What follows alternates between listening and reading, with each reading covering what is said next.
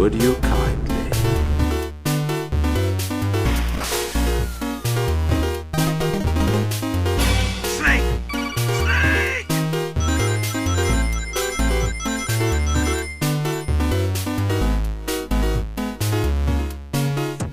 The hidden levels. I need to get a Vita. I feel like I'm in. You do need to get a Vita. I'm not in the cool kids club. It's right behind the new 3DS and the iPhone 6. Have you been quote unquote purchasing all the free PS Plus games? No, I need to do that. Oh, Caleb! I know, I'm missing out. You can get all those games for free. Do I have to actually and all I have to do is click download, right? Just go. Not even that. You just you buy it even though you don't have a Vita, and okay, then you can download it once you get a Vita. Once you get a Vita, okay. I need to do that. That is important for Caleb to do. I'll do it with this month's games because I haven't actually got on to download this month's games yet. Sure. That'll make you want to get a Vita. I can tell you right now. Oh, so maybe I shouldn't do it. Oh no, it's a trap. Because by the time I got my Vita, I had like Uncharted and Gravity Rush and all this huge selection of games to download immediately. I didn't even have to buy anything at first. Oh man, that's. I mean, because actually, I've been on PlayStation Plus for a year now. Because I got my PlayStation. I opened my PlayStation 4 a year ago, and I have been on PlayStation Plus ever since. That's a year's worth of 2 games a month. Oh, yeah. That's 24 games I could have if I had. I gotta stop thinking about this, guys. You're making me. I started just purchasing games that I didn't even know if I would ever play, just because. It's free. Who knows? Somewhere down the line, I might be like, well, I'm kind of curious about this game now, and so. Well, and you can't say no to free $99. I mean, it's just like, why not take it? I mean, it's like almost. I mean, and I'm horrible. Obviously, I'm guilty of not doing this, but it's like you're not. It doesn't. It takes you 5 seconds to click buy. And I can forget about it if I never use it. I didn't pay for it. PlayStation Plus, guys, it's a good deal. So maybe Sony will sponsor our podcast now. Well, hello, everybody. Welcome back to The Hidden Levels. We are a podcast here to talk about our love and our hatred for the game industry and trends in the game industry. I'm your host, Caleb Masters, and I am joined by my 2 co-hosts from across the country. Sir, coming to me from Arizona Pacific Time. Introduce yourself. Austin Lucari. All right, and coming from the East Coast and the great city of Ithaca, New York. Sir, introduce yourself. Tyler Johnson. We're here to talk about gaming betas and patches and all this download stuff like that. Remember back in the day when you just got a cartridge and you played the game and it was finished? Well, that hasn't existed for at least the last 5 years. So we're going to talk about, is this a healthy gaming trend, especially this year where we saw the Evolve Alpha and Beta come out in the last 6 months. We had the Destiny Beta come out last year, where these are premier parts of the game experience. Are they a good thing? Are they a bad thing? And why are they so buggy when they actually do come out? We're going to talk it all after we decide what is our favorite gaming mascot that we would love to take on a West Coast road trip. Austin, I want to know what sort of mascot would want to sit with you in a car for like 3 days. I guess if I had, so when I take road trips, my wife often gets very, very frustrated that I never want to stop anywhere and I just want to get to where we're going as quickly as possible. So I've got to go with Sonic, because I think Sonic and I would be on the same page. We got to go fast, get to where we need to be, and then get it over with. He would be hounding you the whole time that you're going too slow, though. You're too slow. That's probably true. I'll let him drive. He can drive. He can drive. He can drive a cart. We know that much. Yeah. He can drive a car. That's right. That's right. We saw it in these Sonic racing games, and with those new legs of his and that redesign. I mean, clearly he's made for running. Oh my gosh, that is the worst thing. Yeah, those redesigns are terrible. Like, not even close to. It's not even. I don't even think it's like, for me. It's not even a nostalgia thing. I mean, I like Sonic, but they just look stupid. Yeah, my concern about the Sonic Boom games is that they feel like they were designed by a business exec. I guess. Yeah, exactly. Somebody who said, "Okay, we need a popular new Sonic game that we can put with the TV show and release on the Wii U and the 3DS together, so we can sell more, and then we're gonna put some toys with it." And we're going to reintroduce Sonic to a new generation, so we need new designs to be cooler for the kids. Yeah. What they fail to understand, I think, is that parents buy all these games. So if the adults like Sonic, and you make a good adult Sonic game, the kids are going to play it. It's going to happen. Oh, yeah, inevitably. I mean, heck, dude, if I had kids, I'd be say, screw Sonic Boom. Let's go play Sonic 3. I mean, let's do it. Why kids probably would not give a crap about Mario if they weren't good games that adults wanted to play. They wouldn't care. Yep. No, totally true. Yeah, absolutely. I mean, because parents, especially in today's day and age, I feel like a lot of parents buy stuff for their kids that they want, but they want to share with their kids. Yeah. So, I mean, and that goes with the same with Amiibos, which we've talked a lot about too, Yep. Mm-hmm. That's like why people's parents will take them to baseball games or things like that. It's the same concept.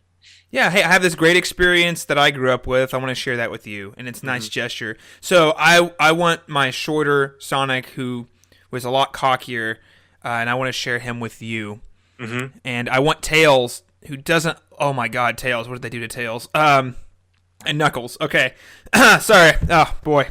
I'm not even that invested in the Sonic franchise, but I'm feeling the feels right now about how you bastardized such a great thing so quickly. Okay, we're getting off topic. Tyler. Where is it? I mean, who would you take on the road with you? The funny thing is, I was actually thinking Sonic as well. Oh, darn. And I was thinking Sonic in particular because I just hate driving in general. And I think Sonic could just carry me in like 2 seconds all the way to wherever I wanted to go and avoid traffic and all of those things to get around all over the place. I swear you're going to hear that taunt over and over again. You're too slow. You're too slow. You're too slow.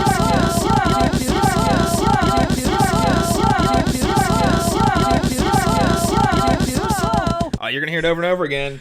You're too slow. You're too slow. And hey, come on, better step it up. Yeah, it's going to happen. It's going to happen all the time. Which is why I'm going with Nathan Drake, because he'd be a fun guy to travel with. You know, we would get on some sort of crazy escapade. We're driving from San Diego all the way up to like the very north, Seattle, I don't know, whatever's way up there. And we're going to find some sort of adventure. There's going to be some sort of treasure that we're going to end up traveling the world for before we actually make it back to finish the road trip for. You see, we're going to stumble on some buried treasure, or someone died or something, so we're going to go cave crawling, parasailing somewhere. There'll be some European castles in there somewhere. That's very romantic. I know. It's a lot. Doesn't that sound like fun, Austin? I mean, yeah. It's Listen. like a honeymoon. That settles it. You guys are going to stick with your cartoons, and I'm going to go have a real adventure. So, apparently with the bromance of the century, a.k.a. probably Nathan Fillion. I feel like Nathan Drake is one of those characters that I'm not sure if he's the luckiest guy in the world or the unluckiest guy in the world. Right? Yeah. That happened to him. He's either incredibly lucky for not dying like a million times, or how the heck does he get into this mess every single time? Let's go ahead and get into some of the news.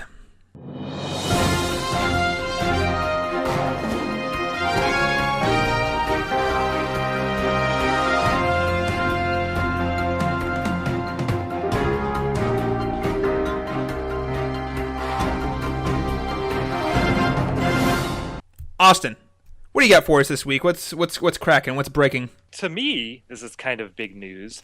Harmonix is bringing back Rock Band. Rock Band 4 was announced. I think it got leaked and then announced. But it kind of threw me back to high school, basically. Mm-hmm. I think it's big news because those games and that type of game just in general, like the kind of very, well, basically it's a motion game more or less with all the peripherals and different things, was really like a last gen kind of thing, and they kind of burned it all out. I didn't think there was ever going to be another music game like that, but they're going to bring it back, and I think it's pretty exciting. I was wondering, did you guys ever really play it? Like I know in high school and college it was always really fun to get together with friends and play the game. I did. Even people who didn't play video games had a good time with it and stuff. It was always a good time. That was a great time for that game to come out, because that came out right before the Wii. And I think the original came out like 2004, 2005, I believe. And then the Wii, of course, came out in 2006. But that was like one of those games that was kind of leading the charge of like breaking through to the mainstream with the video games. Like, hey, you like music? You want to play in a band? Well, you get this video game that's going to give you the experience of playing in a band with your friends. And it was really special for me. I remember, not with Rock Band, but with the music genre. I remember when I first got my job in high school. working as a bagger at a grocery store. You know, I think it was my first or second check. You know, I went and bought Guitar Hero 3. And I bought it, the $100 bundle, which at the time was a lot of money. And I played lots of Guitar Hero 3. And then, of course, you know, that was kind of my first taste with the music genre, which evolved into Rock Band, which, in my opinion, is far superior of the two franchises. But yeah, great experiences there. There was several things that kind of like killed off that franchise. One, a lot of music license issues with the record companies and things like that. And then something, first, no one has announced whether or not we're going to be able to use the old equipment or not. It's all USB, so in theory it could work, but I don't know if they're going to force you to buy all the new peripherals or not. But if they do, it raises the question, and even if they don't, stock space, like inventory space in these stores, those games were notorious for just like hogging tons and tons of shelf space. And it could cause a lot of problems for retailers again if it becomes popular. Well, I mean, yeah, especially with, you know, again, we're running it's the same type of issue you're running even with Amiibos and like Disney Infinity, and those take up a lot of space. No one likes those, and these are like full blown instruments. And you know what's funny about those too? What really is depressing with those peripherals is at the very end of that lifespan of that kind of, you know, genre. After the bubble kind of popped already, you could walk into a GameStop or any used game store, and there were just tons of peripherals. I had a place that wouldn't take my guitar. I had a place that literally I said $1. They're like, no, we don't want it. You know, I probably literally 4 months ago threw away my entire Guitar Hero set. Oh, just threw it away. Oh, and you're like, we're not gonna miss this. Yeah, they're never gonna make another one of these games. 4 months ago. 4 months. Wow, Austin! If you'd only, relatively to the existence of that franchise, if you only would have waited a little bit longer. Yeah, but you know that's cool though. That is gonna be kind of a hassle. I think if they stick to their guns, and I watched, there was a little documentary I watched on I think it was the IGN website. They did like a developer documentary. They're talking about bringing it back, and it was really cool because they're now way back to like a smaller, more independent team at Harmonix versus this. You know, they talked a lot about how they got really big and corporate, and they didn't feel like that was who they were. So they have a small team, and they seem legit excited. But one of the things they said that I hope they stick to is, listen, we're going to release one game, and the idea is you're going to be able to import all your old music from the old games, aside from some exceptions like the Beatles, Rock Band, and things like that. And you're going to be able to play this all on one game and just download more stuff, which I think if they decide to take... Amazing. That's exactly how it should be. They make one game and then just for the next 10 years release content. And then every time, you know, one of my favorite bands puts out an album, maybe they have a Rock Band license or, you know, Rock Band licenses that stuff. Yeah. I can go the same day the album comes out or whatever, I can go get it on Rock Band and play it. And again, with my friends, we can have a Rock Band night again, those were tons of fun. I love that. There have been games lately that have done similar things, like Just Dance. I think there's 2 versions of that game now. I think they're only up to 2. Double check that. I think there are more than that. Let me see. I think there's a lot more than that. I think Just Dance it's annualized. Yeah, I think it is. Is it too. really? I think it is. Yeah. I think it comes out every year. Because I feel like I remember when I was at Best Buy, there were people getting Scratch my entire point. Gone. It's okay, Austin. It's okay. If I hadn't worked at Best Buy, I would not have known that. Oh yeah. Oh, there are lots of versions. Yeah, it's okay. A lot of them. They legitimately just started using the year number. Yep. Oh, did they? 2014. Oh gosh. Just Dance 2015. It's like it's like Now Music. Yes.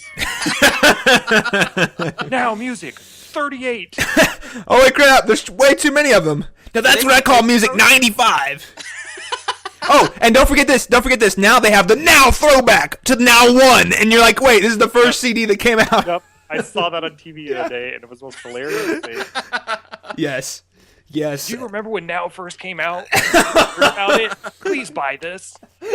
Because we want to milk it even more. Now that's what we call a deal. Wow, and the sad thing is, I'm pretty sure we all do remember when the first Now came out. So, Tyler, what kind of news do you have for us today? I have some rather sad news, actually. Uh-oh. EA closed down the Maxis, the developer, their offices in Emeryville, which is the developer that put together the most recent SimCity. I think they did Spore. Oh my gosh. And yeah, they didn't do the Sims 3 or the Sims 4, but it's still the main Maxis campus. But they've given us so much. I know. Well, it's so sad because I feel like it's kind of the culmination of what's happened to Maxis over the years since the EA acquisition. And Maxis was such a huge part of my childhood, as much as Westwood Studios was, and we all know what happened to them. So, yeah, just seeing Maxis kind of crumbling over the years has been really difficult. And just another office closing like this is just kind of a blow, hard blow. The EA's the worst about this stuff too. They're terrible with these studio acquisitions. They just why even bother? Why even bother doing it? We're gonna buy you, regulate you to the point that you're not who you were before. Gonna make you make crap we tell you to make and make a bunch of money, and then when you don't do exactly the way we want you to, and it doesn't perform well because we totally changed who your identity is, we're gonna shut you down. It's irresponsible to the IP. If I'm a company, I need to protect my intellectual property. It's very important that I maintain the value of what I own, and they just don't. They just murder it. Yeah. Yeah, it's amazing that because it makes sense that EA wants to acquire these developers in the first place, but it doesn't make sense that they don't say, you've been doing a great job. Keep doing what you're doing.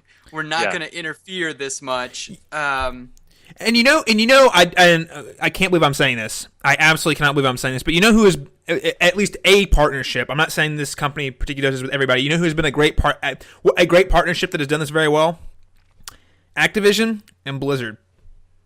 Oh, yeah. Blizzard does whatever the heck Blizzard wants, and Blizzard's still Blizzard, and they haven't changed it. And even though Activision, literally the most evil empire, game publisher out there, and they've wrecked a lot of other franchises, but not Blizzard. Blizzard makes what they do, and they do it great, and they're just just keep doing what you're doing, and we don't really care. Because it makes money. Although Blizzard has not brought us the next they haven't brought us Warcraft 4 yet. Well, because they're still about money too, and they still love that World of Warcraft, and I'm still waiting. I just want to put this out there, Blizzard. I started StarCraft 2 in 2010. It's 2015, and it still ain't done yet. Okay. They've announced it. Legacy of the Void has been talked about, demoed. Yeah, it was talked about in 2010. Okay. Sorry, yeah, it's coming out. It's going to be out this year. I'm confident it'll be out this year, so we're okay. But I do wish that more, companies like EA would look at these types of partnerships, because these developers, these smaller developers that come up and they actually are successful, it's like punishing them because you buy them and they're like, all right, and then you make them conform into doing certain things when you're losing what makes them special. Maxis being a great prime example of a company that really, they don't even resemble what the company was founded on, or at least the kind of the same type of ideas that were implemented in those early games. It just hasn't quite followed through. And I just really hope this doesn't happen to BioWare. That's all I'm saying. It's already kind of half happened at BioWare. I just hope they don't get shut down. No, BioWare's still making money though. They're doing all right right now. Yeah, but all it takes is one bad Mass Effect game that doesn't sell well. I have faith after Dragon Age Inquisition. I have faith that they're going to be all right. They were able to turn around a franchise with that game, I feel. Yeah, well, no one. I still haven't played it yet, but no one liked 2. Nobody liked 2, and then 2 was garbage. Yeah, but everyone liked the new one. Well, yeah, Tyler, that is sad news, and hopefully we don't have to. Hopefully we don't witness any more major closures like that, though. But especially when it's one like a company that you personally have been so invested in for so long, getting shut down, it really takes a piece of your heart. And you have to think there are also people who have probably been with that company since forever, who are out of the jobs now too. So it's. I think it's hard for us to imagine being so far from the actual game industry, geography wise. But yeah, people are losing jobs. People are lost jobs, and it's not. Game developing is not exactly an easy world to find jobs in. So definitely, and I feel like the end of Maxis, Maxis still has some of these smaller development studios, but just the slow decline of Maxis since the acquisition at EA. Well, they were behind the most recent SimCity, right? Yes. So the one that was super controversial because EA forced them to do the whole online. Oh, that was the worst idea terrible. ever. Ugh. I bought that game at launch, and it was so disappointing. Just constantly wrestling with it, trying to get it to run right. And Didn't you say you had to wait days to play that game? oh, it depends on what you consider playing. I remember spending at least a month on and off being able to play brief periods of time, and then it just wouldn't work, and then I could play it, and it just had so many problems. It was terrible. And it was all really related to the online requirement was the problem. Their servers just weren't prepared for it. But I feel like the decline of Maxis has also been sort of alongside the decline of the simulation genre of gaming entirely. Because I remember when I was a kid, I was playing games. I was playing Sim Park, Sim City, Sim Town, every sim game you could imagine. But outside of the U.S., there's like a crap ton of simulator games being made, mostly in Germany, like Farming Sim and Euro Truck Driver and Euro Truck Driver. Like, I want to play Euro Truck Driver. People love that game, dude. I don't understand why. They love it. It just sounds fun. But I will say, there's like tons being made out of Europe. Well, right and now. you want to know what else too? I mean, again, Tyler, I don't want to belabor your point because I think, especially Sure. sim games as we've known them for the most of these. I'm thinking like City Builder Sims. Right. Yeah. I should specify. Yeah. Because there's not I a know, ton of those. I know a lot of people who don't play games even do simulators on like iPads and iPhones and all sorts of stuff.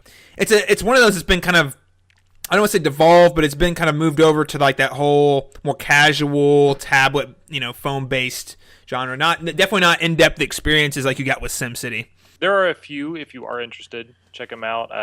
Tropico 5 is fantastic. It's actually Tropico's coming out good game, so PS4 soon.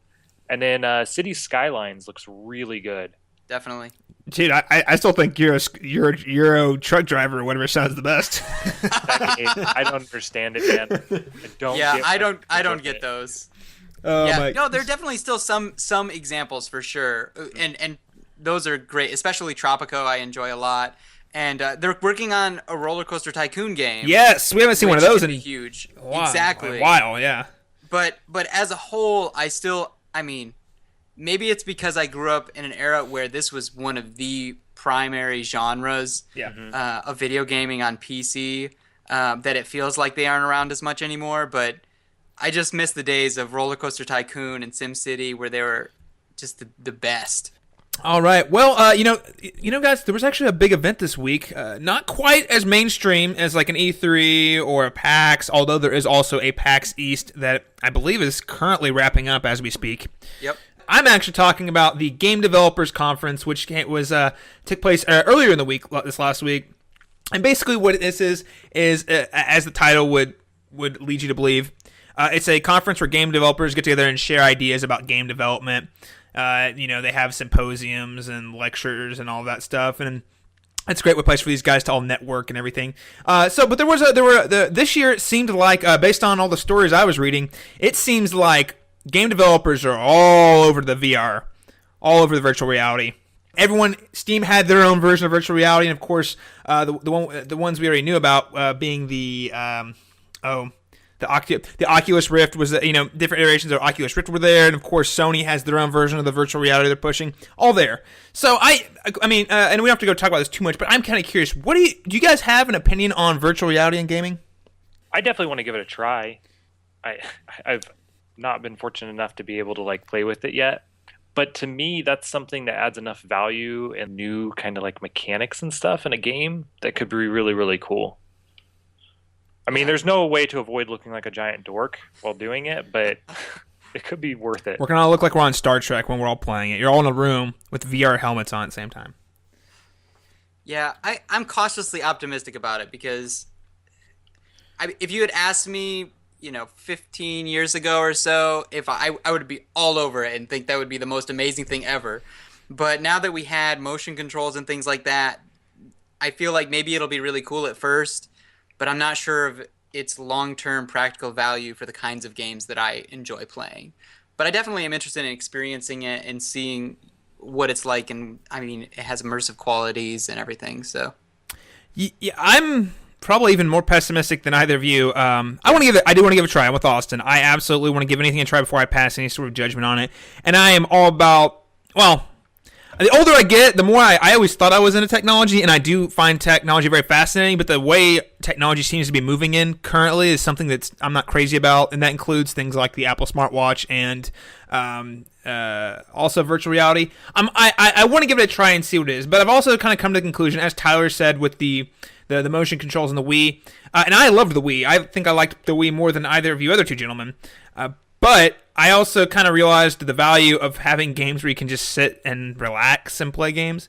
And I think virtual reality is going to, if it, when it makes its break and, when we get a chance to see how it does in the mainstream, I think it's going to be, again, more like it's going to carve out its own genre and a niche, where, like a rock band, before, where a new genre emerges, and then that's, it'll be a game where I have to prepare myself. I'm going to stand up and wear this helmet thing for X amount. I won't be standing up. No way. Because there are virtual cinemas out there where you're actually like standing up on this machine and you've got the helmet on and well, that's not the helmet, the glasses. They're getting smaller. I'm a grown man. I don't have the energy to stand up while I'm playing video games.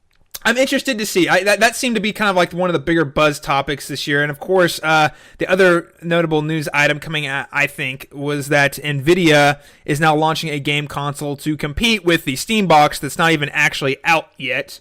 Or at least it seems like that's kind of in there. And get this, not only is it competing with the Steam box, but they're also competing with the PlayStation Now, because their whole goal, again, is to stream content in the future.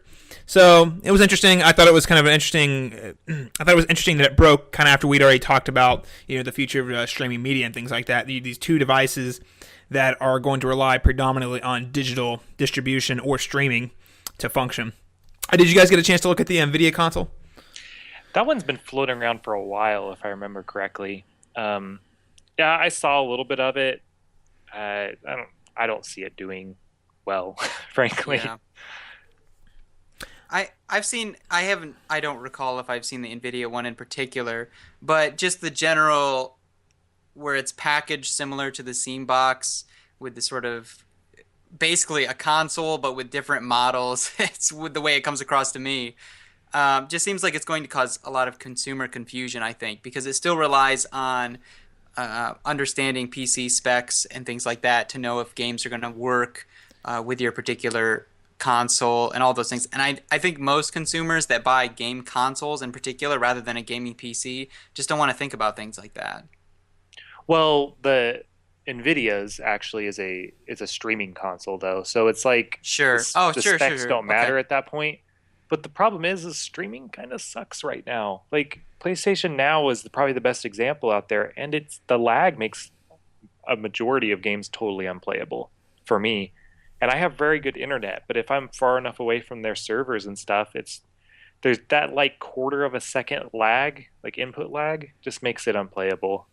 So it's entirely a streaming console? Yeah, I believe so. It's interesting. Yeah, I wouldn't put any hope on that. Yeah, I'm interested to see how these things kind of work out. Yeah, and nobody needs it. People are going to buy PlayStations and everything anyway, and that service already exists. And that's what my whole thing is. Where does the Steam box fit into the market?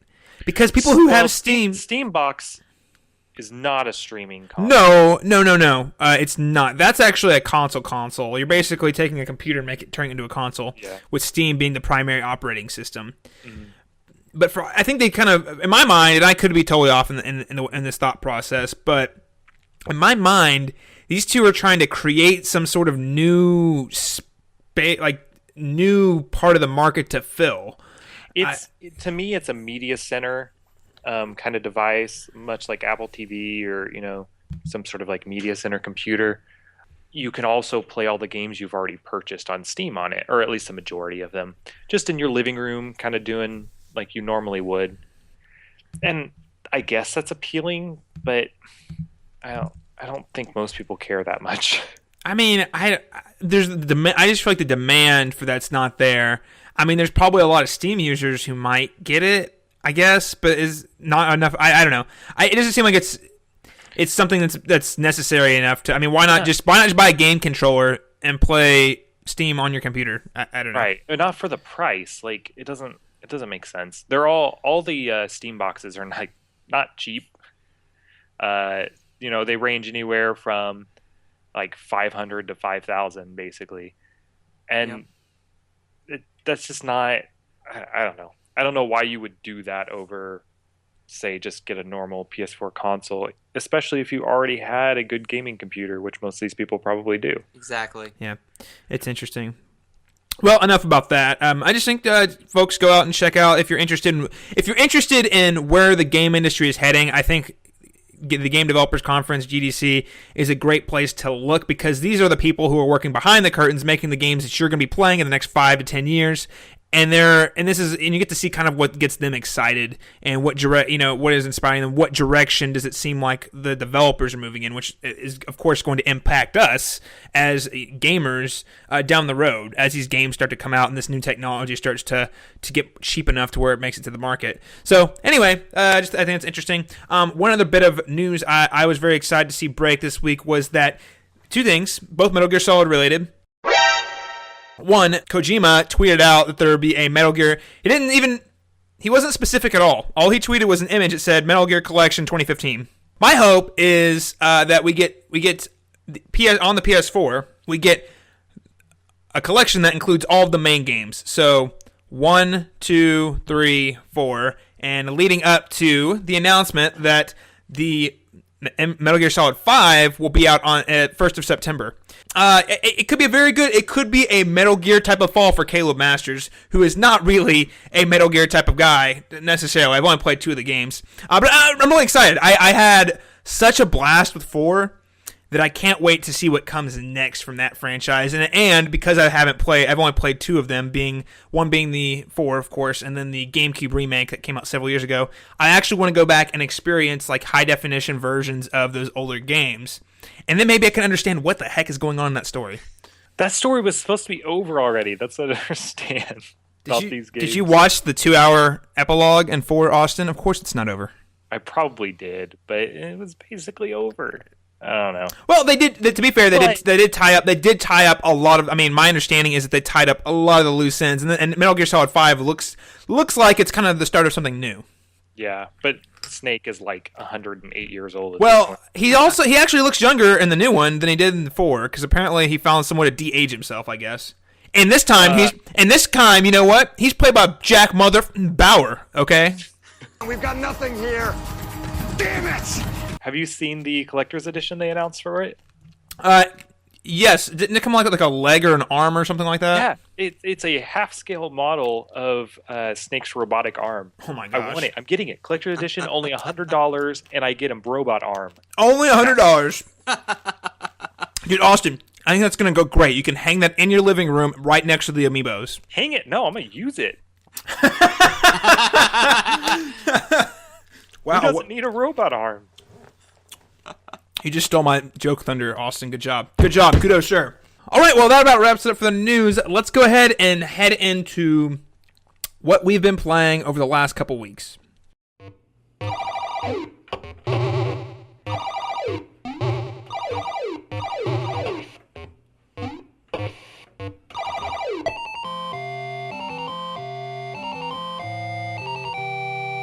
Well, I've had a pretty big time playing a lot of the Zelda games.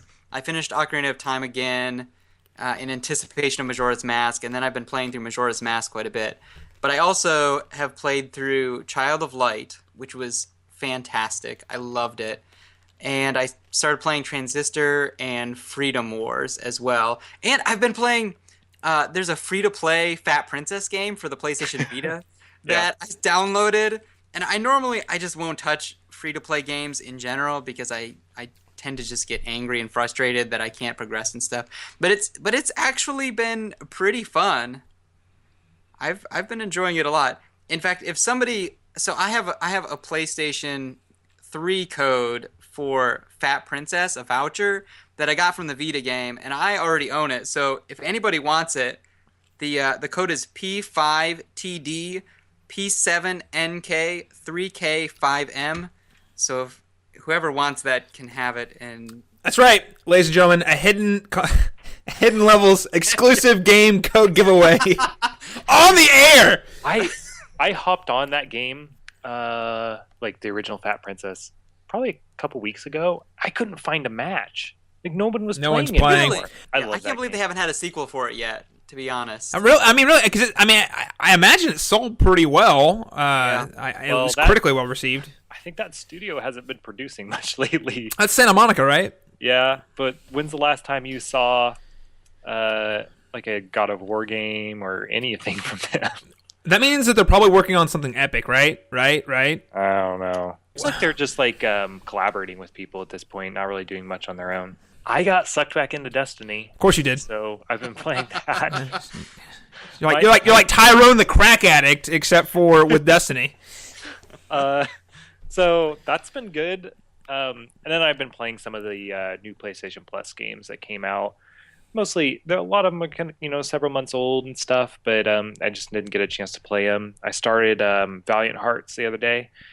It's been good. A little depressing. Kind of like a puzzly adventure game, but it's been decent. Started playing Counter Spy, which is surprisingly fun. It's another like kind of roguelike, procedurally generated kind of game. It's been really good. And then I tried to play Oddworld today. Oh, that's a good game. I don't like it. What? I don't like it. Blasphemy. It's all like it's a side-scrolling, basically 2D platformer that's really slow. It is slow. That's fair. And I just don't enjoy it. But well, Austin, that's what I've been up to. We can all be sinners sometimes. We can all be wrong. And, the gaming Jesus will forgive you. I died for your sins. We're kind of in that dry spell right now. I mean, if I didn't have the 3DS to fill my void, the void of the new game releases, it would definitely be a downtime for major games. Although, got a lot of stuff coming out in the next couple months. I'm very excited about. Well, there would be more coming out if Witcher didn't keep getting delayed. Gosh dang it, The Witcher. Okay, so did you guys watch that video I sent you yesterday? I haven't got a chance. Yeah, I watched it. It's only 7 minutes, but man, and I was excited about this game because you guys sold me on it. To be honest, I'd only seen like a couple trailers, and then what you guys told me sold me on it. But man, that got me really excited to play like a fantasy RPG, like big time. And I'm like, oh man, I can't. When you guys told me that, and Austin, you told me the story's a lot darker and more intricate, I'm like, oh man, I gotta play this thing. It looks great. It looks really great. And it was only like 7 minutes, and it was literally just like a developer commentary. But it was cool. I mean, again, just kind of whetting the appetite. We got about 2 months left. So, and then of course, Batman coming in June. That's going to be a big one. And in fact, knock on wood, that's one we might even be able to do like as a main like a review here on the show. So yeah, I'm looking forward to that. Xenoblade Chronicles 3D is coming out too. Oh, Xenoblade 3D Chronicles is coming out, and I'm actually getting pretty excited about that as well. I missed it on the Wii, and it was GameStop exclusive, so it was sold out immediately. And then it was like $80. Problems with them reselling new copies as used for like $80 and all kinds of stuff. That happened. Yeah, and I am going to have to get a new 3DS between now and then so I can play that game. And then Project Steam coming out. I was listening to the IGN Nintendo Voice Chat podcast while I was doing a run this morning. It sounds really fun. So explain this game to me, because I keep hearing it brought up, but I don't feel like I even really know what it is. I don't quite understand the genre. It's kind of like a strategy shooter, right? I mean, Tyler, you can totally point me in the wrong direction because I've only seen a couple of videos on it. Sure. It's like a strategy shooter kind of thing, but it's based on like American history too. So like all the characters are like Abe Lincoln, John Henry, and like all these American literary heroes and stuff like that. And like this is like the real story type of thing. I guess. I mean, Tyler, I don't know. You maybe can explain more about the mechanics. Austin, have you played XCOM? I have. Yep. You have. I think it's similar to that, at least from the demo, where it's kind of turn-based, but it's more rather than where XCOM you have kind of like more of a good view of the whole battlefield. It seems to be more of a third-person shooter kind of perspective of the characters, but you take turns similar to XCOM. It seems like that's I think the best comparison. That's as far cool. as games There's not go. a whole lot of tactical games out like that, so that's cool. Well, it seems like it's definitely something out of Nintendo's typical wheelhouse. And it's cool that they're investing in a new IP, and I almost want to buy it just off that principle because I think our biggest complaint as Nintendo fans and gamers, during the Wii console cycle was that there was no new IPs. It was all into the Wii Play and the casual stuff and the Wii Fit that us personally weren't as connected with. So I'm excited to see. I'm excited they're actually investing in something new, and I hope it does well. I hope it does really well because Nintendo has. I mean, as much as we love the old stuff and we want more of the old stuff, it's always good to get something new so we can experience the next Pikmin, which I think we all love as well. So I'm excited, and I hope that it does. I hope it does well. Yeah. Yeah, I can't help but wish it was on the Wii U though. I think it would be a better fit. It does look like a pretty intense handheld game, I have to say. A game that it's pretty big, but I don't know. Maybe they felt like it was a better fit for 3D because they need more games. I don't know on the 3DS. I don't know. Not sure. I'm gonna talk a little bit about what I've been playing, but I'll be honest, guys. I've been a little slow the last couple weeks. I was doing a lot of traveling and didn't get to do a lot. I did put some serious time into Majora's Mask 3D, and I think I have all but 3 of the masks. And again, I'm not going to belabor the point because I think I've already talked on this like pretty much every freaking podcast we've done so far, so I don't want to spend too much time on it. But they changed a couple of the boss fights, and dare I say it, they were actually kind of hard. The water boss and the boss in the water temple that you just beat. Yep. That boss, in my memory, on Majora's Mask was probably the worst Zelda boss. Not even because it was hard, just because it was lame. It was the lamest Zelda boss I think I'd ever played in any Zelda game. They changed him up where he was actually a pretty cool fight that I actually died a couple times on. Yeah, so, I did too. So I was like, oh, cool, this is neat. And then the fourth one, they did the same thing. And I'm not going to spoil it, but they changed the boss fight, and I was like, whoa. Because there's this one mask you actually get in the dungeon, and I was like, they moved it. Where'd it go? Where'd it go? I mean, how am I going to fight the boss? And I go into the boss fight, and I'm like, I don't have this mask. How am I going to beat this thing? Because it's kind of like the whole boss fight revolves around this mask. And again, I'm not going to spoil it, but I was like, oh, wow. They really changed it up, and it feels a lot more epic. So cool stuff. And again, hopefully me and Tyler do a kind of full-blown review. And then on my PS4, something I neglected to get to that I've been wanting to play for a while now was the second episode of Telltale Games, A Game of Thrones. And lots of fun. If you're a big Game of Thrones fan, it's definitely worth checking out. You're kind of this part of this group called House Forrester, and they're kind of like this lesser-known house. It's kind of, you know how Telltale Games are. You're playing through a story, and I think how much you like the game, including the Walking Dead game, is going to depend a great deal on how much you like that world. I personally, while the Walking Dead game was great and emotional, I don't want to be invested in that world a lot. I'm just coming from a guy who loves Game of Thrones, but I found it so bleak and depressing. I just don't want to be there anymore. But for whatever reason, it doesn't make any sense because Westeros is a pretty doggone awful place.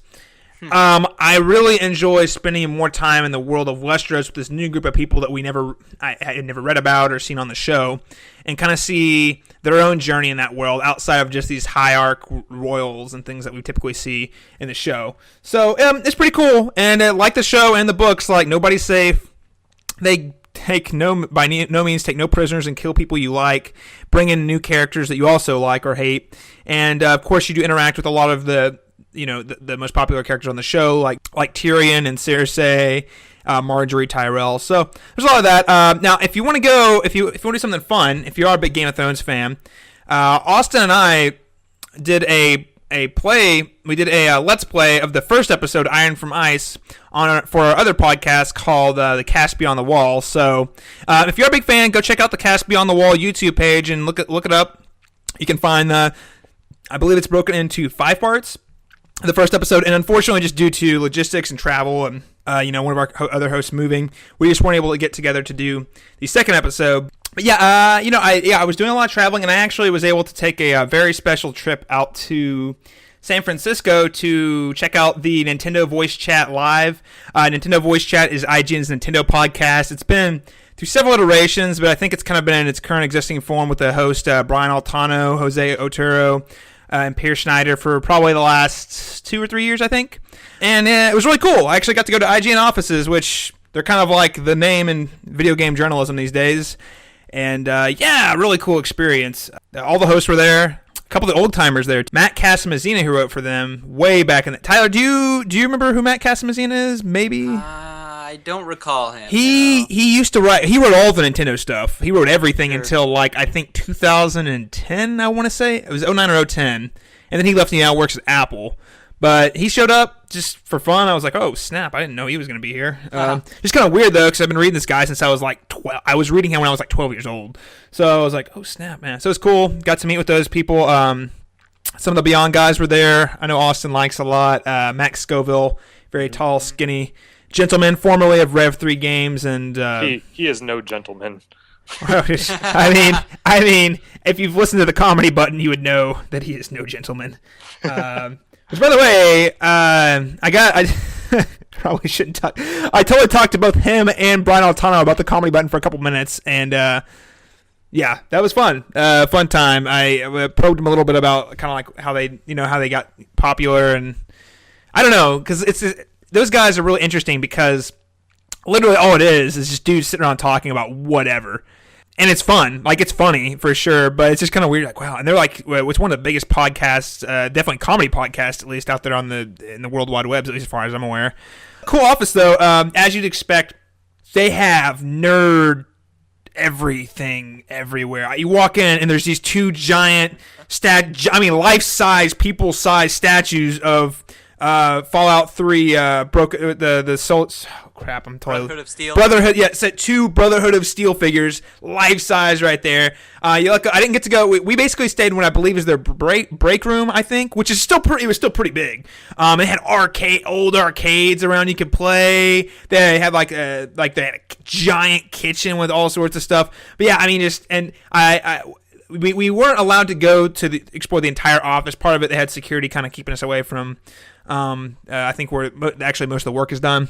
But you could see there's a giant Master Chief, like life-size Master Chief statue. And I'm going to the bathroom, and as I'm on the way there, I look over my left, and there's just literally a shrine. And I'm not exaggerating, a shrine, like as in there's a light on it, and it's all green, a Master Sword and shield right there. And I was like, holy crap. And I didn't get a picture of it because I'm an idiot, and I was trying to get back to I had to go to the bathroom. I was trying to get back to the show, but I was like, holy crap, that's amazing. It's pretty much where nerd dreams come true. I mean, like, if you're looking for nerdy offices, they have, like, part of the wall that I got a glimpse of, they had, like, Mario Brothers, like, the wall was painted with Mario Brothers, like, the original Mario Brothers level. I mean, just crazy stuff like that.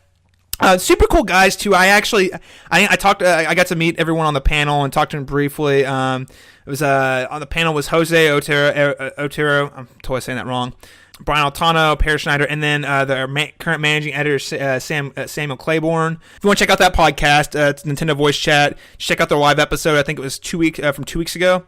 And they're basically just ranking the 3DS games. They just did a list where they actually ranked them, and it was basically kind of it was more of a. They talked about amiibos a little bit, and then they did like an audience. They played a game where they reassembled the list, and the audience got to participate and what made the top 10. And it was kind of fun banter. It was a great time. Those guys love video games, and it was just kind of cool to be able to share some time with these people who are not only passionate about like games, but they also do it professionally. Really interesting, great group of guys. If you ever have a chance to meet them at some sort of gaming event like PAX or anything, I say go for it, because they were super easy to talk to. Like when it was done, like it was literally just hang out, and like there wasn't standoffish either. There's dudes chilling out, super friendly. But enough about my traveling and such. Let's go ahead and talk about this week's main topic: gaming under construction. We're going to talk about betas, we're going to talk about patches, and we're going to talk about games that just don't seem to ever be finished. Are they a good thing? Are they a bad thing? Well, gentlemen, let's go ahead and break the ice. Talk about gaming under construction. All right, so first question I want to ask you guys, have you guys participated in an alpha or a beta? Frequently. Yeah, I sign up for as many of them as I possibly can most of the time, because like there's so many games coming out that I'm interested in. And if I have the opportunity to like test drive it before I spend my money on it, I'm going to do so. So I got into like several StarCraft betas. Tons of stuff, anything I can get into. But for me, like the most notable kind of alpha beta thing I ever did was buying Minecraft like super, super early. And during the alpha phase. And that was really, really cool because that's the only time where I've participated in something like that I felt that my feedback and what I was doing actually had some sort of bearing on the game. I feel like most alphas and betas at this point are just kind of like glorified demos, and they're not truly. Nothing happens with what you do. I always have a good time with them, but I don't know that they really are serving the purpose that an alpha or a beta is supposed to serve. What about you guys? Yeah, I've done a few. I'm pretty sure I did Minecraft. I think I did the alpha when it first launched, but I don't recall because I didn't play it very much. Yeah. They had like a free version of it there for quite a while. Right. That's the tempting thing about these free alphas and betas that you don't have to work to get codes for. It's a lot easier to blow them off. Yeah. I don't think I did it very much. Of course, it was the PC version where it didn't really tell you much. It just kind of let you go, and I didn't know what I was doing at all, and I didn't take the time to try and figure it out. So I just kind of left it. But I did Final Fantasy 14, A Realm Reborn. Oh, whoa. The first time or the second time? The second time. Okay, so the good time. The good time. Yeah, the good time. Yeah, I should specify that. Yes, it was the relaunch of it. I played the beta quite a bit, actually. They did a pretty extended beta, and that was a good experience for me. As far as betas go, I think I did Little Big Planet 2. I've done a few. I did Destiny, which actually convinced me not to buy the game. Ooh. Because it just wasn't what I was hoping. Yeah. I've done a few. I've never had just a horrible experience that I can recall, though. Just typical beta issues like you would expect. But it always seems strange when they have betas for games that aren't big online titles. Because for those, it's usually testing out the servers, seeing how they're going to run, things like that to get it prepared for launch. Other games, I'm not so sure. Well, I fall somewhere in between you two. I mean, I'm not gonna lie. I'm kind of the guy who just hops on whatever the hot beta alpha is. Okay, so my first one, I believe, was Halo. The first one I remember was Halo Reach in college. I really am honestly late to the party on betas and alphas and things like that. I did Halo Reach and had a great time. It was a great weekend. That was where we had a bunch of dudes still in college, so we'd land up and play together. That was a ton of fun. Buggy, as you would expect, but it honestly, pretty accurate for the most part. You were pretty limited on you're pretty limited on the maps and the things like that, but it actually was pretty, and I would say it's actually pretty reflective of what the final product was, and in a good way. And then, more recently, I've done a couple that really have changed my perspective on alphas and betas, and they're both popular, go figure, because I only participate in the popular betas. The first one was Destiny, which was a great time. Me and Austin, we played that one quite a bit. Of course, that was had so much publicity for that beta. And the alpha, actually, because it was E3 2014. Was it last year? Yeah, last E3. We're like, and you can play the alpha for the weekend. Had a great time. Played through all the content there, leveled up. I think it was the max cap was 8 on the alpha. And then I played the beta. And the beta was like literally the same thing, with maybe a few more missions, I guess. Mm-hmm. And I was like, this is the same thing. And here's where I had the realization. And then when the final version of Destiny came out, here's where I had the realization.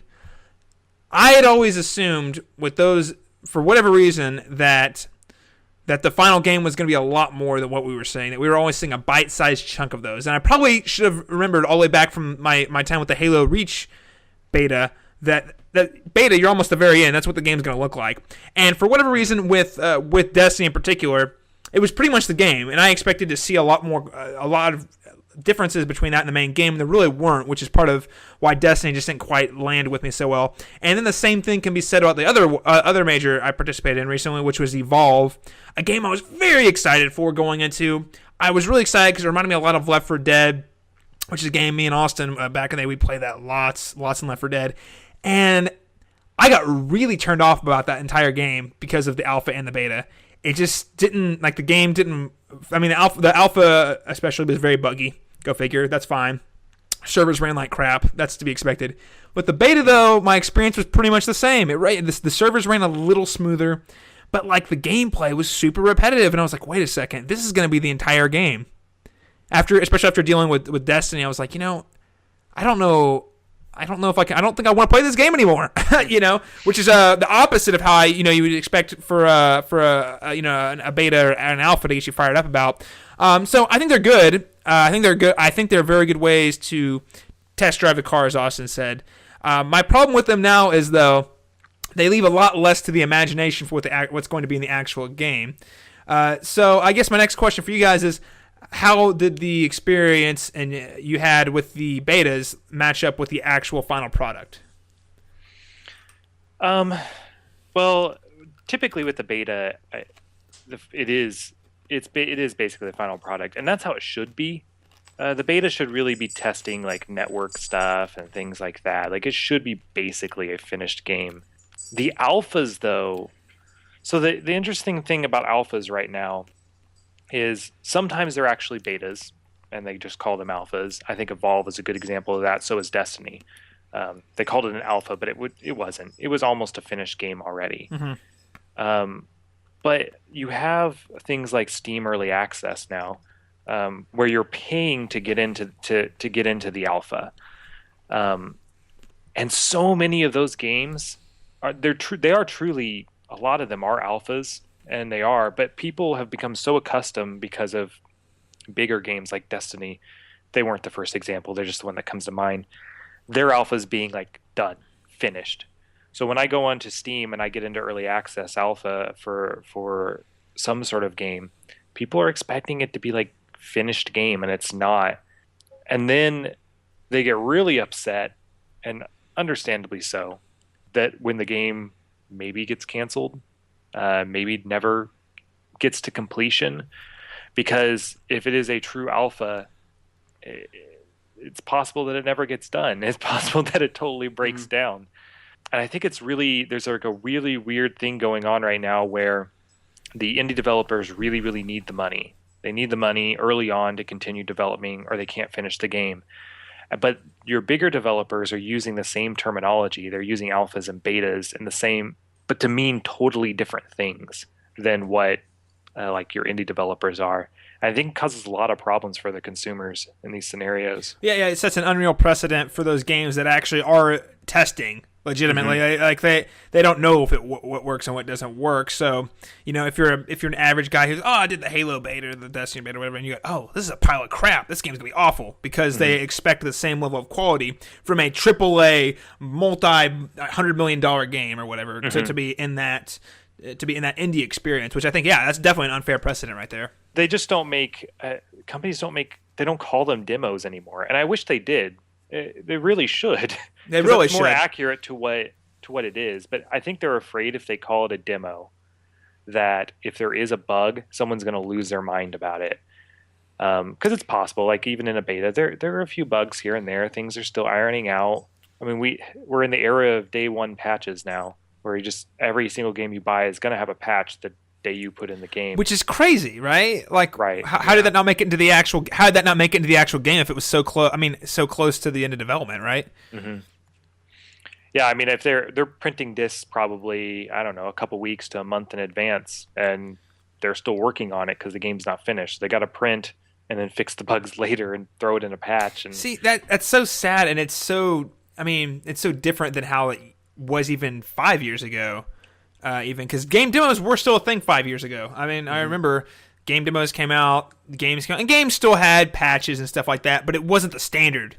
It was not the standard for a game to have a day one patch. At least not that I remember. I don't remember Gears of War having a day one patch. Yeah, it got patched. Halo got patched. They all got patched, but I don't remember booting up the game and the first thing you have to do is update the game. Mm-hmm. And now that's the expectation. That's what you do now. You get a game, you're going to have to patch it before you can play. Well, and I mean, I guess part of that comes into the question, like how much of, I mean, the way games work are a lot different, and I do wonder if it's the size, the fact that games have gotten so much bigger in size and scope and production that maybe they need that extra cushion time, whereas before they didn't need it, or is it just like publishers pushing on the deadlines? I mean, what do you guys think? I think it's both, really. I think the scope of a lot of the games that are releasing today do definitely create new difficulties, and there are so many other additional ways games could have problems and bugs and glitches all over the place. But I also think the publishers, especially in some cases last fall, were really pushing for these games to be launched before they should have been launched. And we saw some high-profile delays, which I think is really good and healthy in the long run than some of the games that launched completely broken. But it's so ridiculous that we're at a point where you need to download a patch the first day that a game is launched, and that there has been so much work done between the time the discs were burned to try and fix all of the problems that it merits a huge, and sometimes they're huge patches. That's the thing. It's a disconcerting issue, I think, in gaming, the gaming industry right now, that we rely on these patches so much. And it also makes a lot of people were upset with Microsoft, of course, with the online requirements and things like that for the Xbox One initially. But with these patches as being almost required for a functional game, they've essentially created online requirement for these consoles, because otherwise you're just going to have completely broken games when you buy them. Yeah, no, I totally agree. And it's like it's expected. That's what's crazy is it's expected for your game to be incomplete when you launch it, so that you can meet the deadlines, because they become so reliant on making, especially some of these big AAA games, like having an annual franchise. They have to be out every November or every October or whatever it is. And I remember when it was. I mean, and there were big game delays. Can't forget Batman got delayed. Can't get The Witcher. There were big game delays this year, but I remember when it seemed like games just launched when they were done. And if they had bugs, like there were some small patches that might come out a couple months afterwards, or a month afterwards, or even a couple weeks afterwards. I mean, and it wasn't even that long ago. Like, it really doesn't, maybe 5 years ago. Like I don't remember this being a big deal on the PS3, Xbox 360. I mean, it happened, but it was not like the noticeable trend for like every game to be a part of this, right? I don't know. I don't know if it's because the industry is moving more towards such a deadline marketing, we have to hit this date, or if development's just getting a little more lax. I don't know. It's an interesting phenomenon. I'm not sure it's healthy. I'm really it is disconcerting. Yeah. I mean, so their games are definitely more complicated and stuff going. Like, I think we can all agree on that. They're just a lot more to them, but at the same time, these studios, there's so much more money in the gaming industry at this point now, and these studios have way more resources than they ever had. But I think there's a lot of growing pains. A lot of these studios are old studios that have been around for a long time, and there's not really a good precedent for how to run this type of thing. It's a huge creative endeavor making a game.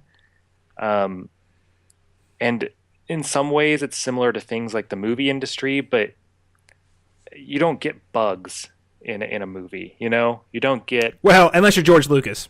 Well, but like, there's really nothing like it. So I don't know. I don't think these studios really understand how to handle these situations yet. And I'm hoping, like, as this continues, they're going to figure it out. Some studios have.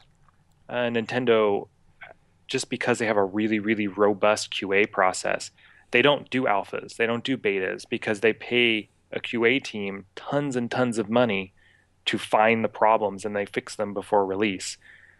Other studios don't do that. Bethesda doesn't do that, at least not to the same like quality that Nintendo's able to. Well, or even Blizzard, which we mentioned earlier. I mean, granted, they have lots of their share of patches, but those are, I mean, like whenever I play the campaign on Blizzard, I'm not like, oh, well, this game's just buggy as I'll get. Like, it works when you play it, and then of course there's just little balancing patches that come out later. Yep. I think that publishers are being very short-sighted, though, with their concerns about making deadlines. And, for example, even getting this past holiday season, of course, a lot of it was we have to get in for the holiday sales. And that's so important to these publishers to help them make a profit on these games. But I think they're being very short-sighted in the long-term impact of releasing games that are this broken. I think we're going to see lower numbers for Assassin's Creed this year when they inevitably release another one of the annualized games because of the state that Assassin's Creed Unity launched in. I think it's going to hurt their bottom line, and people start to lose trust in these IPs when they have these highly negative experiences that they associate with them. You don't want people associating really, especially the people buying your games at launch, to be associating it with really negative experiences like bugs and crashing and things like that. And I think they may be damaging their really profitable properties by doing this. Well, I mean, when was the last time we saw a Grand Theft Auto game that came out that didn't work, right? I mean, yeah, there are companies out there that just they get it. Like, and it's only frustrating and nerve-wracking because it's such big titles that are doing it. It is Assassin's Creed. That's probably that's got to be top 5 franchises out there right now as far as making money-wise and sales. I mean, at least close to it, top 10 for sure. I mean, Call of Duty. You know, these are games that people count on every year, and if the industry leaders are doing it, do you think the smaller devs are going to continue to kind of follow suit? It looks like it, at least as far as releasing day one patches. But at the same time, Nintendo continues to exist in its own bubble, and I think everyone out in there kind of recognizes them for having an exceptional seal of quality, at least as far as games working and functioning. So I don't know. I don't know. I hope Austin's right. I hope we're learning. I hope we're kind of a point where the industry is kind of learning, because game industry is still a very, very young media. Since mainstream success, we're basically looking at 35 years, and mainstream, I mean, obviously it was around before that, but to where it had mainstream appeal, maybe 40 years if you go back to the original Atari, the first Atari console. But, I mean, there's a lot of, I think there's room. My hope is that the progress is positive, as opposed to continuing doing that, releasing incomplete games. We're kind of learning and saying, this is probably not good. This is kind of hurting, like Tyler was saying, hurting our brand. Maybe we should watch this, look at some of these companies who aren't doing this, and be more willing to lay down a delay for a game. And there are some companies that do that. Rocksteady did that with Batman, and I think that was a great idea, because I'm sure when Batman comes out, it's going to be, at least from a technical standpoint when it comes to bugging and things like that, it's going to work almost flawlessly.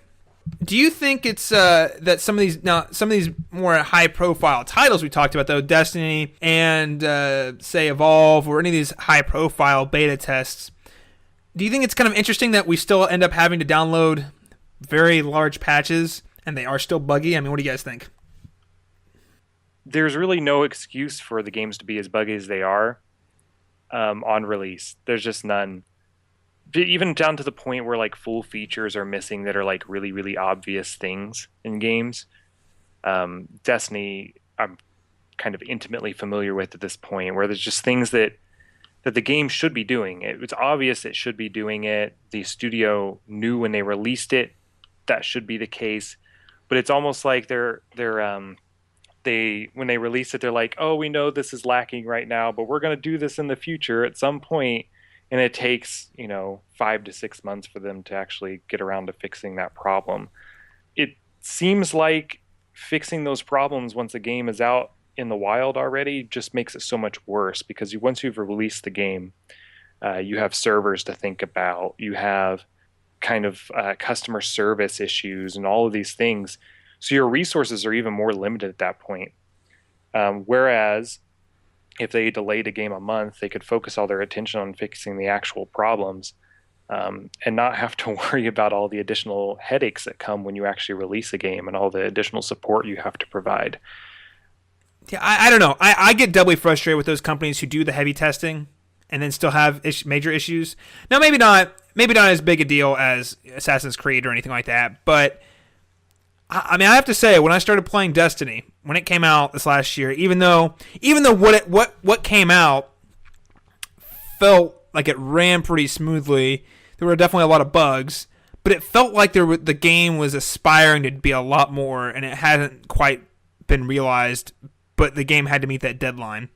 So, I don't know. It's an interesting issue, because at the same time, at my older age, I have become far more patient when it comes to game delays, because I want games that work. But then there are also a lot of people of a certain demographic that seem to be very upset when their games get delayed. and those are the people who are paying a lot of the money. So, bottom line comes down to: would you rather release? Have you guys ever gotten frustrated? Oh no, I get openly. Oh, well, I was to say, have you guys ever gotten frustrated when like a game gets delayed? Not recently.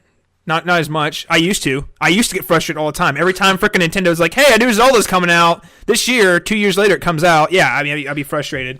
But at the same time, every time those games come out, like, have been delayed, they are amazing, and they are a step above the rest. Usually, Portal 2 came out later than was expected.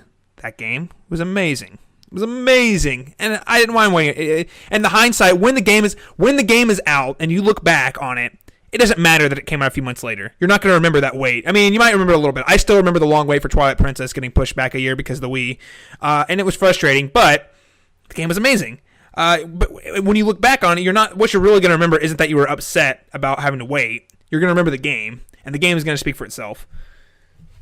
Now, if Twilight Princess, for instance, had come out sooner and had been a buggy mess or had less dungeons or XYZ, then I would have been like, well, that just wasn't quite as good as all those other Zelda games.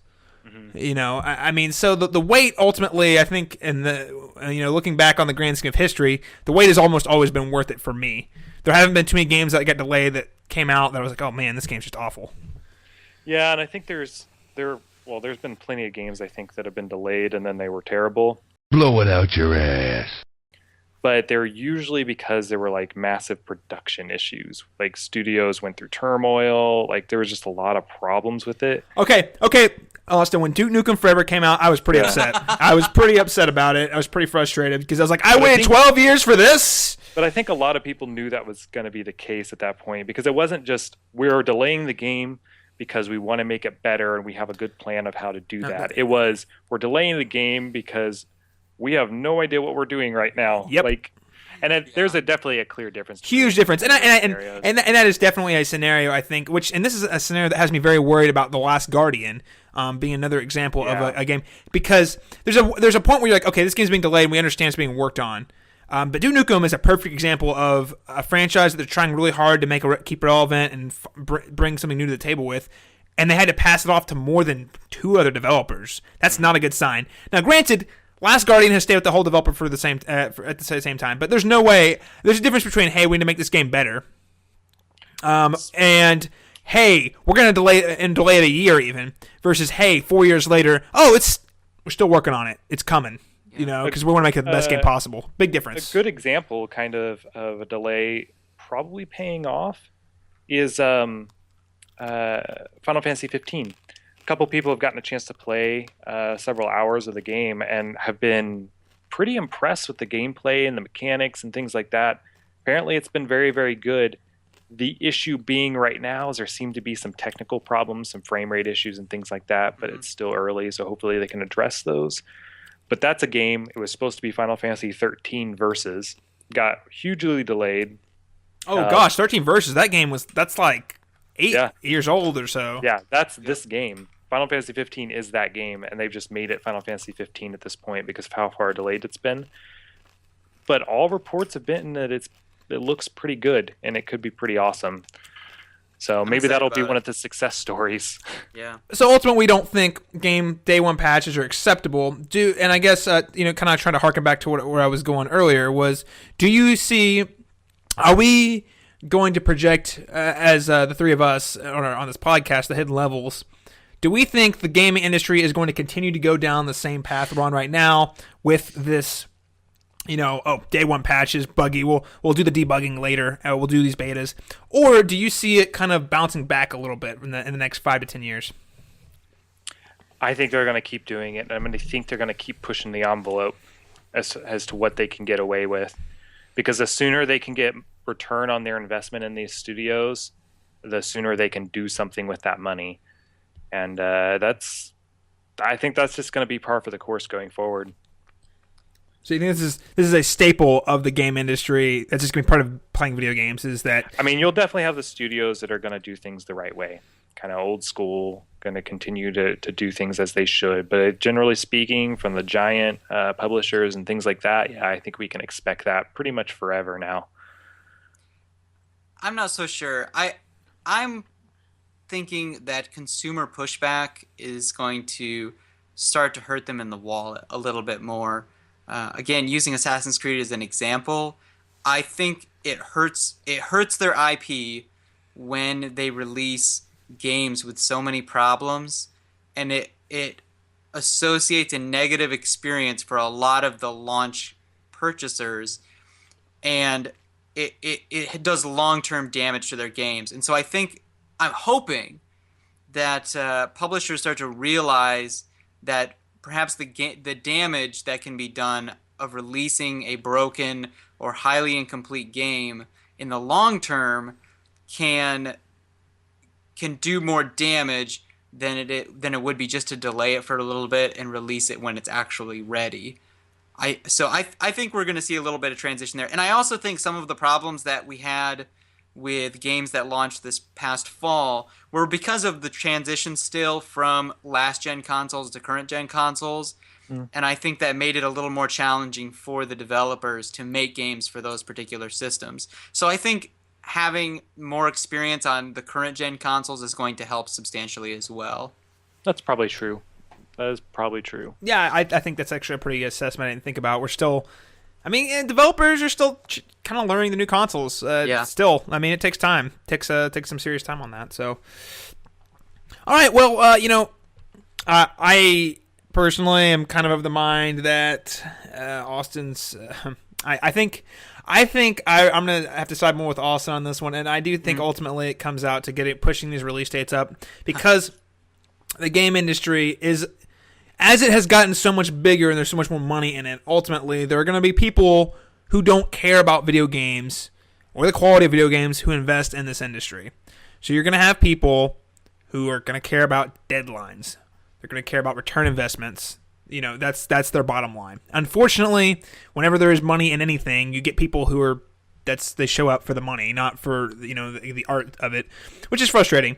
But especially in some of these, at least some of them are more major releases. But I will also say, while this has been a bit of a reflection of like a lot of the bigger releases, indie games come out and they usually seem to work out pretty dang well. I mean, they're a lot simpler and a lot smaller, but we're not having to run into that issue with them. So, but I think overall, yes, it is going to be a lot more acceptable, especially as internet continues to be in hard drive space increase and internet becomes more and more integral part of the gaming experience. Day one patches and incomplete games is just going to be part of the deal. Listeners out there, all 5 of you who are tuning into this show right now, what do you think about betas, day one patches, and games that ultimately just get released unfinished? Does it bother you? Do you not care? I mean, or maybe you don't even think about it. Maybe you just turn on the console and you just let it download while you go cook your lunch or, I don't know, hang out with your friend, whatever. Do you think that more early testing is good? Do you think it's bad? Chime in to let us know. You can always find me on Twitter at Big Cal Kenobi 91. That is BIGCALKENOBI 91. And no, that is not old Ben Kenobi. Austin, if people want to find you playing in the interwebs of Destiny, where can they find you? You can add me on PSN, just my last name, Lucari, Lucari. Well, probably only play Destiny because that's all I do with my life anymore. It's okay, Austin. The Witcher is coming. Batman is coming. There'll be more games that I start, play about 15 hours of, and then never finish. And then you're playing more Destiny. Ah, crap. Hey, and there's 5, Austin, if you get that Metal Gear collection, there's 5 Metal Gear games to play this year. 5. I probably won't get the Metal Gear collection. Oh, I'm totally get the 5th one. I do it. We should do like a live stream of that. That'd be fun. I don't know. Anyway, you gotta get that Elgato to use. I do. I haven't used the Elgato. I've been busy. I have not used. I've tested it with a few things, but have not put it to great use yet. But I will though. I have big plans for that Elgato.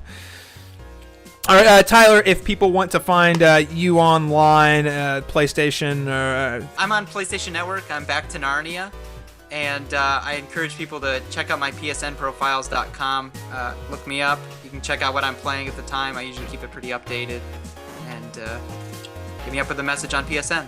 Yeah, he'll talk video games with you. He won't play with you because he only plays solo games, but mostly, yeah.